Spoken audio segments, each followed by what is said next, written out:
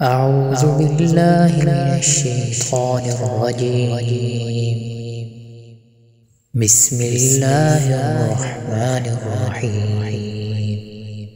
واذكر أخا عاد إذ أنذر قومه بالأحقاف فقد خلت النذر من بين يديه ومن خلفه ألا تعبدوا إلا الله إني أخاف عليكم عذاب يوم عظيم. قالوا أجئتنا لتأفكنا عن آلهتنا فأتنا بما تعدنا إن كنت من الصادقين. قال إنما العلم عند الله وأبلغكم ما أرسلت به ولكني أراكم قوما تجهلون.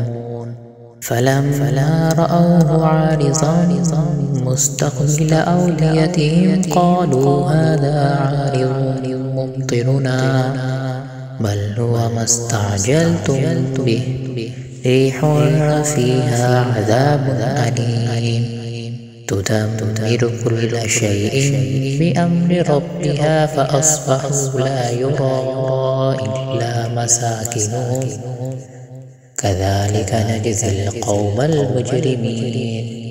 ولقد مكناهم في ماء مكناكم فيه وجعلنا لهم سمعا وأبصارا وأفئدة فما أغنى عنهم سمعهم ولا أبصارهم ولا أفئدتهم من شيء